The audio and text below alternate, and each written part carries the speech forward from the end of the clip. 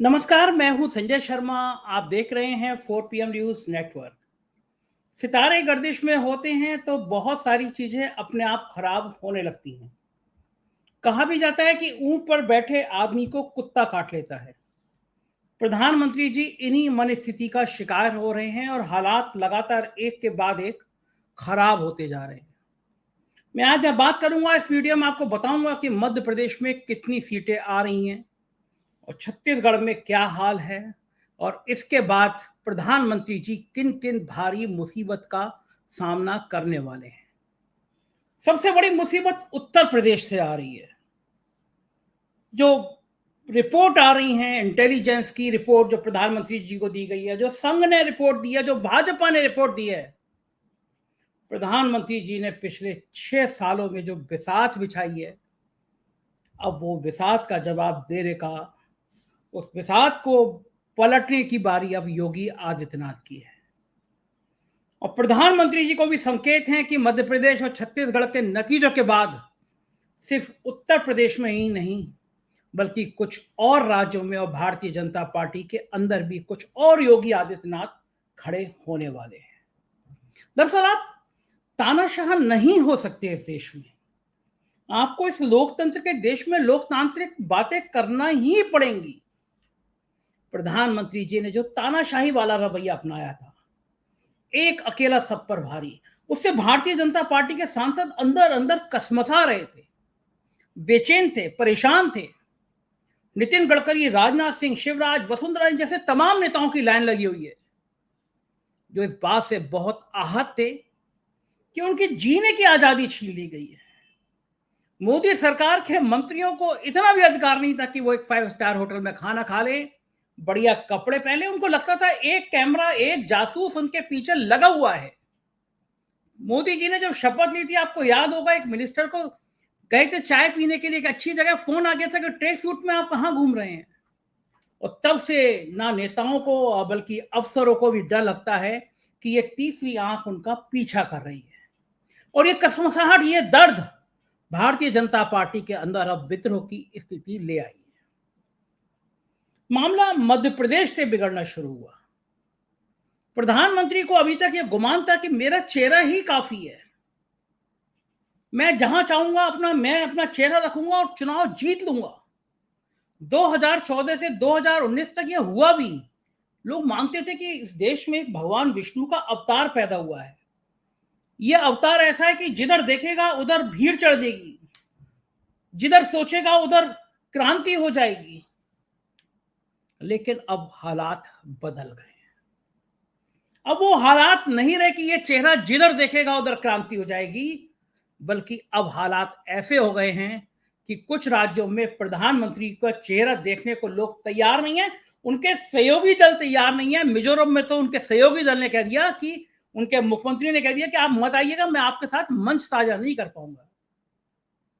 महाराष्ट्र में मेरे स्थानीय संपादक हैं जितेंद्र दीक्षित, वो कह रहे थे एक समय में महाराष्ट्र में प्रधानमंत्री का चेहरा बहुत अच्छा था। अब स्थानीय नेता बचते हैं कि अगर प्रधानमंत्री का चेहरा लगाएंगे तो वोट चले जाएंगे, क्योंकि महाराष्ट्र के अंदर यह पीड़ा है कि महाराष्ट्र के सारे बड़े उद्योग उठा के गुजरात भेज दिए गए।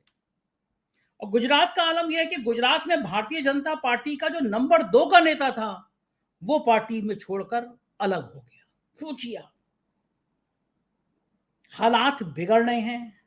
दक्षिण साफ हो गया है, महाराष्ट्र में बुरा हाल है, बंगाल में बुरा हाल है, बिहार में तो आपको पता ही है कैसे पसीने आए। तो फिर साहिब किस बूते पर 2024 का सपना देख रहे हैं, और किस बूते पर उत्तर प्रदेश में योगी आदित्यनाथ को कमजोर करने की साजिशें केंद्र बुन रहा है। मध्य प्रदेश में मैं कई दिन मैंने लगातार दौरा किया। वोट हो गए हैं, वोट पड़ गए हैं। मैंने वहां की एक बड़ी टीम बनाई थी। उस टीम से कहा कि अलग अलग संभाग में जाके लोगों का अनुमान लो, मन टटोलो, बात करो। और वो टीम गई, और उस टीम का जो अनुभव है उसके आधार पे मैं बता सकता हूं कि कांग्रेस को 125 से कम सीटें नहीं मिलने जा रही। खतरा होता है ये बात बोलने में। मान लीजिए बाय द वे कांग्रेस हार जाती है सपोज, तो मेरे इस ट्रोल को काट के, इस वीडियो को काट के बहुत ट्रोल किया जाएगा, मैं जानता हूं इस बात को। लेकिन ये बात मैं अपनी टीम के और बहुत गहरी अध्ययन के बाद मैं कह रहा हूं कि कांग्रेस मध्य प्रदेश में सरकार बनाने जा रही है। छत्तीसगढ़ के कुछ पत्रकारों से मैंने बात की, उनका भी ये मानना था कि छत्तीसगढ़ में कांग्रेस आसानी के साथ सरकार बना लेगी। राजस्थान की रिपोर्ट मैं आपको कल परसों में दूंगा, राजस्थान में घूमूंगा, लोगों से बात करूंगा, लेकिन मध्य प्रदेश में अगर सरकार बना लेती है कांग्रेस, तो ये भारतीय जनता पार्टी के लिए कम बड़ी आघात नहीं है। और इसमें गलती शिवराज सिंह चौहान की नहीं है, मैं मानता हूं कि नहीं है, मैं घूमा वहां देखा, शिवराज सिंह चौहान अपने दम पर जितनी मेहनत कर सकते थे की उन्होंने। बच्चियों के लिए योजना, महिलाओं के लिए जो योजना लाए वो योजना कामगार हुई, कारगर हुई, जितना वोट मिलेगा उस योजना पे मिलेगा। लेकिन ये कहना बड़ा खराब है कि सारी महिलाओं ने बीजेपी को वोट दे दिया, क्योंकि वो योजना सिर्फ 35-40% महिलाओं को ही उस योजना का फायदा देती थी, आधी महिलाएं उसमें नहीं आ रही थी। लेकिन तब भी वो भाजपा का हिट फार्मूला था। भाजपा के लिए जो सबसे नुकसानदायक हुआ है वहां पे युवाओं का वोट है। युवाओं ने झोली भर के वोट दिया है और भाजपा के खिलाफ वोट दिया। सबसे बड़ी बात जो है वो बेरोजगारी की है। मुझे लगता है ये देश भर के अंदर बेरोजगारी का जिक्र है। आज के नौजवान की, मैंने ये अटेंडम बात है। और देखिए, आप जब अचानक बात करते हैं, आप अपने अड़ोस पड़ोस के माहौल से बात करते हैं, तो आपको स्थिति पता चलती है। मेरा भतीजा मणिपाल में इंजीनियरिंग करके गया है, मेरा बेटा ने भी इंजीनियरिंग की है। तो वो बच्चा कल आया हुआ था, मेरा भतीजा, मेरे दोस्त का बेटा है वो। तो मैं उससे पूछ रहा था कि तुम्हारे यहाँ इंजीनियरिंग कॉलेज के बच्चों का क्या माहौल है। वहां पे ग्रुप बना हुआ है बच्चों का। वो कहते हैं कि वो हेट पॉलिटिक्स के अगेंस्ट में उन्होंने ग्रुप बनाया है। सोचिए, इंजीनियरिंग मेडिकल कॉलेज का हब है, हजारों लाखों बच्चे निकल पड़ते हैं वहां पे। वहां के बच्चों ने ग्रुप बनाया कि हम नफरत भरी राजनीति के विरोध में हैं। और ये समझ नहीं पा रहे हैं अभी भी भारतीय जनता पार्टी को यकीन है कि ये हिंदू, मुसलमान, इजराइल, हमास, ये गोदी मीडिया की चाटुकारिता, ये उनको चुनाव में जीत दिला देगी। बहुत बड़ी संख्या है इस बार नौजवान वोटों की। नौजवान नहीं फंसता ये हिंदू मुसलमान के झगड़े में। मध्य प्रदेश में ये बात दिखी, जगह जगह दिखी, कई जिलों में दिखी। नौजवानों से हमने बात की और हमारा तो ये बिल्कुल पुख्ता यकीन हो गया है कि जो मंत्री भेजे गए हैं, जो राजा जी ने, अपने चाणक्य जी ने जो अपने नवरत्न भेजे हैं मंत्रिमंडल से उठा के कि जाओ तुम विधानसभा का चुनाव लड़ो, उसमें से अधिकांश मध्य प्रदेश में चुनाव हार रहे हैं, ऐसा मेरी टीम का कहना है। अब आप सोचिए, कहां मौज कर रहे थे, मोदी सरकार में मिनिस्टर बने हुए थे, कहां ये स्थिति आ गई है कि आप चुनाव में हारते हुए नजर आ रहे हैं। तो जाहिर है ये बड़े खतरनाक स्टेज हैं भारतीय जनता पार्टी के लिए।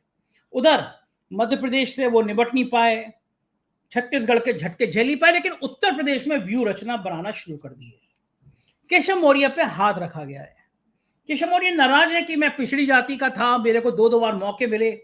मैंने पिछले दिनों वीडियो बनाया था, आपने देखा भी था कि कैबिनेट में जाने से मना कर दिया था, गई नहीं कैबिनेट की मीटिंग में। वो अयोध्या में बहुत बड़ा भव्य दीपोत्सव था, वहां नहीं गए वो केशव मौर्य। और ये कहा गया कि अब केशव मौर्य बगावत कर रहे हैं। लोग ये जानने को बेचैन थे कि क्या केशव मौर्य की बगावत के पीछे दिल्ली का हाथ है, योगी आदित्यनाथ को हटाने का प्लान बी क्या है। एक बार हम पहले भी देख चुके हैं, योगी सरकार पार्ट 1 में बड़ी सफाई के साथ एक बड़े इशारे पर 100-150 विधायक विधानसभा में धरने पर बैठ गए थे, अपनी सरकार के खिलाफ बैठ गए थे, योगी आदित्यनाथ के खिलाफ बैठ गए थे। दरअसल योगी आदित्यनाथ का कद अब बहुत बड़ा हो गया है। देश के अलग अलग राज्यों में उनको प्रधानमंत्री बनाने की मांग उठती रही है। और हैरानी की बात है कि मध्य प्रदेश में इस बार योगी आदित्यनाथ के दौरे कम लगवाए गए, राजस्थान में भी कम थे। आप सोच सकते हैं, हिंदुत्व की पिच का सबसे बढ़िया बैट्समैन, हिंदुत्व की पिच का विराट कोहली, हिंदुत्व की पिच का रोहित शर्मा, उसको आप यूपी में रोक दे रहे हो क्योंकि उसका कद ना बड़ा हो जाए। और मध्य प्रदेश में भी यही किया प्रधानमंत्री जी ने। आधे चुनाव तक उन्होंने शिवराज सिंह चौहान का नाम ही नहीं लिया, मंच पर शिवराज सिंह चौहान की तरफ मुड़ के ही नहीं देखा, जैसे शिवराज सिंह चौहान मंच पर हो या ना हो उन्हें कोई सरोकार ही नहीं है। और जो सबसे ज्यादा ब्रांड थी योजना शिवराज सिंह चौहान की, लाडली बहना योजना, उस योजना का नाम ही नहीं लेते थे प्रधानमंत्री जी। वो बताते रहते थे कि हमने G20 में ये किया, हमने दुनिया में जाके ये किया, भारत यहां पहुंच गया। लेकिन जिस योजना पे मध्य प्रदेश के मुख्यमंत्री चुनाव लड़ रहे थे, उस योजना का नाम नहीं ले रहे थे, शिवराज सिंह चौहान का नाम नहीं ले रहे थे। और ये बड़ी गलती कर गए। और जब आधा चुनाव हो गया जब ये रिपोर्ट आ गई कि मध्य प्रदेश बीजेपी हार रही है, तो प्रधानमंत्री को लगा ये गलती कर रहा हूं, क्योंकि मैं ही अपने सिर पे अपनी योजनाओं की बात कर रहा हूं। चुनाव हारेंगे तो लोग कहेंगे भाई आप ही तो थे, आप ही तो हमारे स्टार प्रचारक थे। तब प्रधानमंत्री को लगा फिर ये हार मेरे सिर पर फूटेगी। तो उन्होंने पलटी मारी, और पलटी मार के उन्होंने कहा, शिवराज सिंह चौहान का नाम भी दिया, योजना का नाम दिया। तो देर हो चुकी थी, मैसेज जा चुका था। अलग अलग संभाग में छह छह अपने मिनिस्टर सांसद उतार दिए गए थे, ये मैसेज दिया गया था, ये मुख्यमंत्री बन जाएगा, ये मुख्यमंत्री बन जाएगा, ये मुख्यमंत्री बन जाएगा। नतीजा हुआ कि पार्टी में गुटबाजी बढ़ती चली गई, पार्टी के अंदर बिखराव होता चला गया। मुख्यमंत्री कौन बने ये बाद में तय है, सब एक दूसरे की लेग पुलिंग में लग गए। दूसरा किसी तरह नीचे आ जाए, इसकी लेग पुलिंग में लग गए। नतीजा सामने आ जाएगा, 3 दिसंबर को आ जाएगा। लेकिन मेरा मोटा मोटा अनुमान है कि मध्य प्रदेश में भारतीय जनता पार्टी हार रही है। हारी पिछली बार भी थी, लेकिन ज्योतिरादित्य सिंधिया जी की बहादुरी की वजह से वो सत्ता में आ गई। प्रियंका गांधी ने कहा था कि गद्दारी का इतिहास है। हमारे मित्र हैं राकेश पाठक, बहुत अच्छे पत्रकार हैं, लेखक है, उन्होंने सिंधिया फैमिली के पूरे कच्चे चिट्टे खोल दिए थे। उन्होंने किताब भी लिखी है, मैं इस किताब की भी समीक्षा आपको कुछ दिनों में करूंगा। राकेश जी और मैं दोनों व्यस्त हैं, उनसे टाइम लेके उस किताब का भी जिक्र करूंगा। तो ये हाल पिछली बार भी था, लेकिन ज्योतिरादित्य सिंधिया ने पार्टी तोड़ी और सरकार बन गई। और इस बार जब ज्योतिरादित्य सिंधिया भाजपा के साथ खड़े हैं, तब अगर भाजपा सरकार नहीं बना पा रही तो प्रधानमंत्री जी को इसकी जिम्मेदारी लेना ही पड़ेगा। और ये विचार करना पड़ेगा कि प्रधानमंत्री जी के चेहरे में ऐसा कौन सा डेंट लग गया है, ऐसी कौन सी वजह आ गई है, ऐसा कौन सा कारण है कि वो चुनाव अब जिता पाने में अक्षम है। हमारे मध्य प्रदेश के स्थानीय संपादक हैं संजीव श्रीवास्तव जी, उन्होंने बताया है कि मध्य प्रदेश में भाजपा अगर हारती है तो हार के क्या क्या कारण हो सकते हैं, उनकी बात सुनिए, फिर मैं केशव मौर्य की राजनीति पे आपसे बात करूंगा। देखिए, मैं सीधे सीधे उसमें बात करूं तो जो वोट का प्रतिशत के बाद थोड़ा सा एक ये बीजेपी खुशफहमी पाले हुए थी कि वोट का प्रतिशत बढ़ गया है तो उसे उसका लाभ हो रहा है। पिछली बार जो 2018 था उसमें सर्वाधिक वोट 1956 के बाद से पड़े थे और उस वोट प्रतिशत में 1.5% का और उछाल हुआ, 77.15% के करीब वोट हुआ है।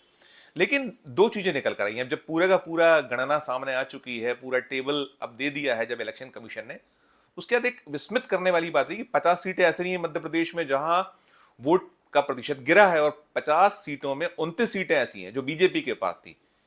9 मंत्री थे जो शिवराज सरकार में, उनके क्षेत्रों में वोट का प्रतिशत गिर गया है। 20 सीटों पर जहां विधायक बीजेपी के थे वहां गिरा है।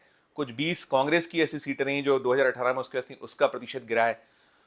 इसके साथ साथ जो महिला वोट भी है, महिला वोट भी जब पूरा का पूरा टेबल हम लोग के सामने आया है तो उस टेबल में यह भी निकल कर आया है कि काफी सारे क्षेत्र मध्य प्रदेश में विधानसभाओं के ऐसे रहे हैं जहां पुरुषों ने ज्यादा वोट किया है।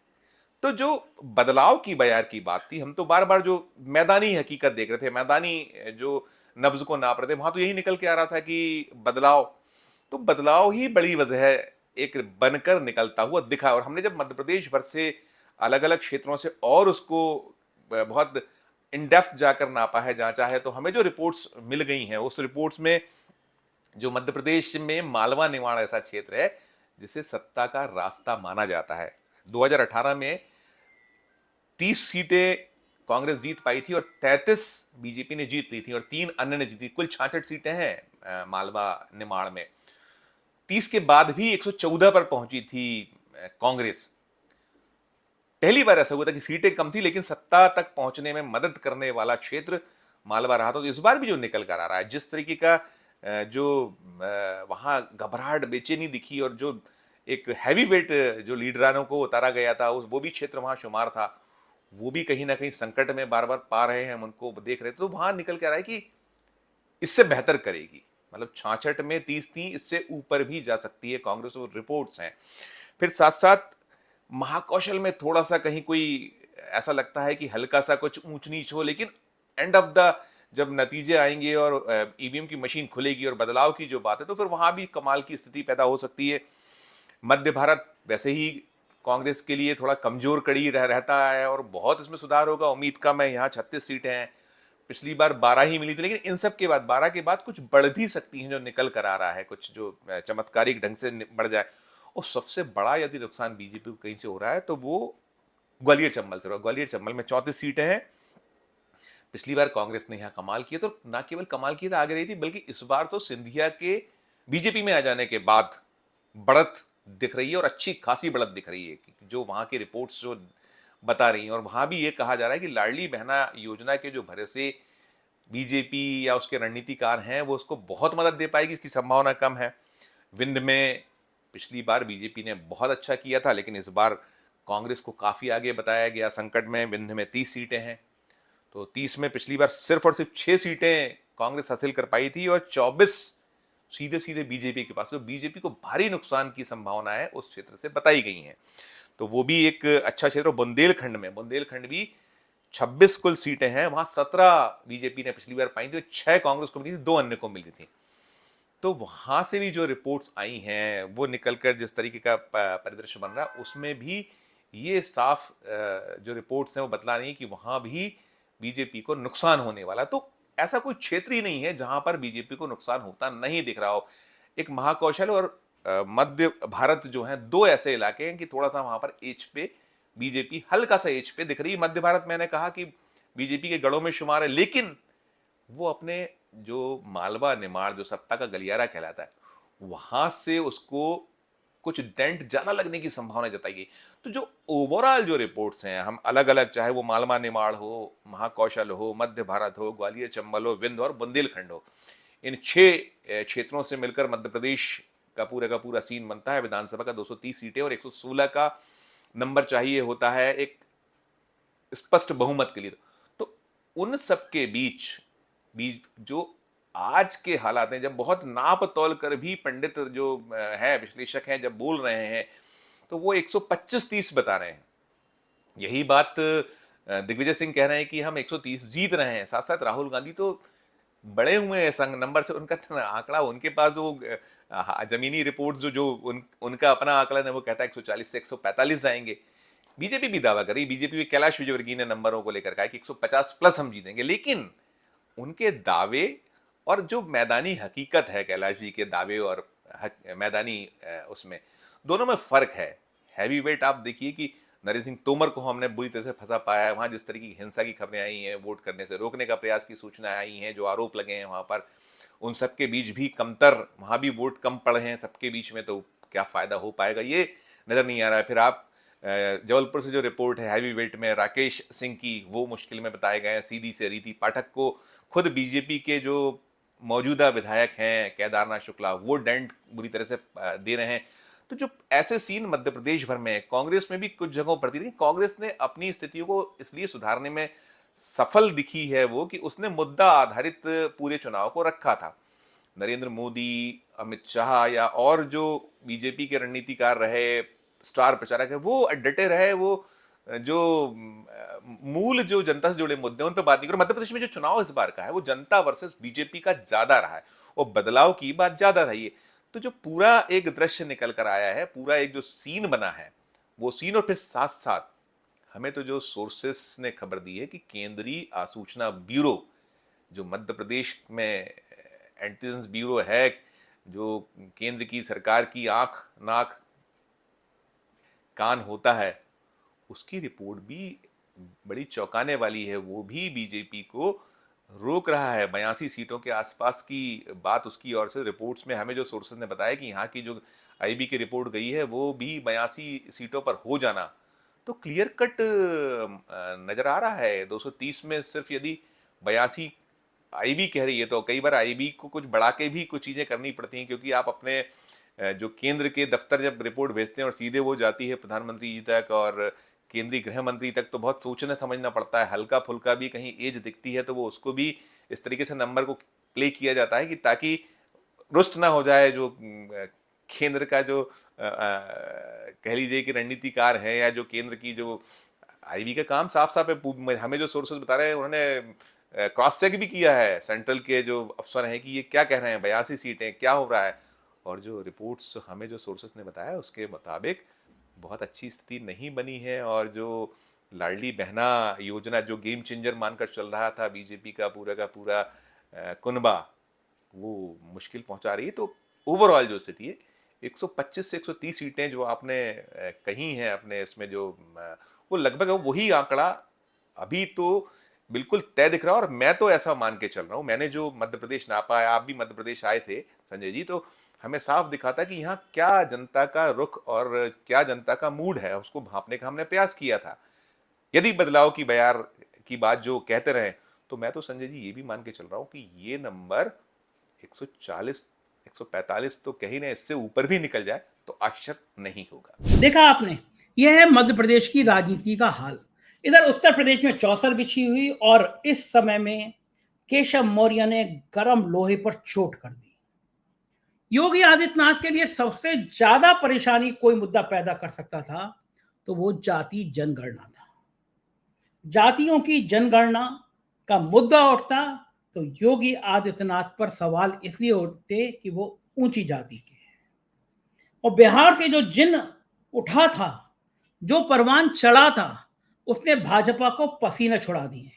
क्योंकि अगर जाति जनगणना की बात होगी तो पिछड़ी जातियों के स्वाभिमान की बात होगी, और पिछड़ी जातियों के स्वाभिमान की बात होगी तो यह आएगा कि पिछड़ी और दलित जातियों का जब प्रतिशत 80% है तो फिर इनको अधिकार क्यों नहीं दिए जाते।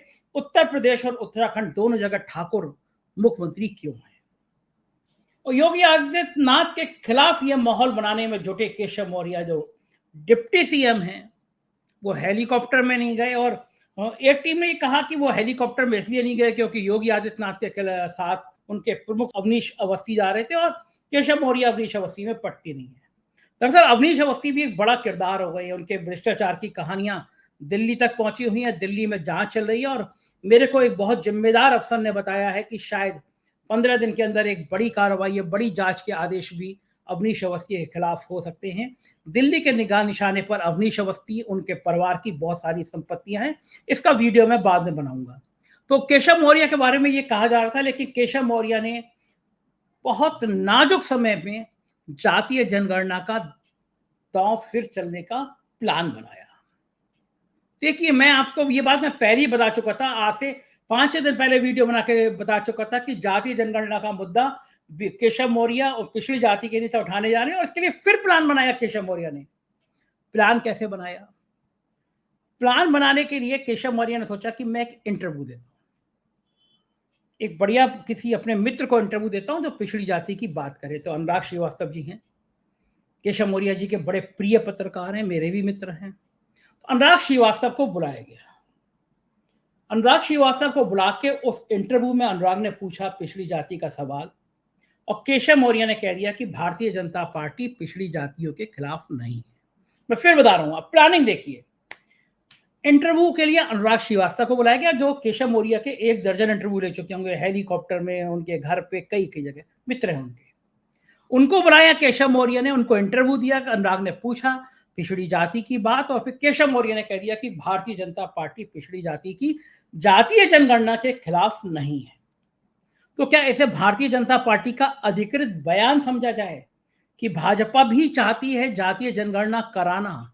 और उत्तर प्रदेश में केशव मौर्य के बयान के बाद अगर बाकी पिछड़ी जातियों के नेता भी इस तरह का बयान देते हैं कि पिछड़ी जातियों को हक मिलना चाहिए, यहाँ जाति जनगणना होनी चाहिए, तो जाहिर है 4 या 5% जो ठाकुर आबादी है, सवाल उठेंगे कि 5% ठाकुर आबादी का व्यक्ति मुख्यमंत्री है और जिनकी 80 आबादी है उनको लोग स्टूल मंत्री कहते हैं।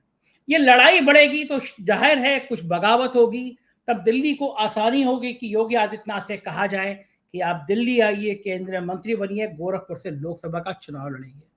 लेकिन वो शायद, मुझे लगता है कि मैं उनसे बेहतर मैं योगी आदित्यनाथ को जानता हूं। योगी आदित्यनाथ पलक झपकते अपना सिंहासन, अपना ताकतो ताज पकड़ा देंगे कि ये ले अपनी लपट को मरिया, और वो गोरखपुर चल देंगे। और भारतीय जनता पार्टी किसी भी कीमत, मैं कह रहा हूं, शब्द कह रहा हूं, किसी भी कीमत पर योगी आदित्यनाथ को नाराज करके इस माहौल में 2024 का आने का सपना देख रही है तो वो सपना चूर चूर होकर बिखर जाने वाला है।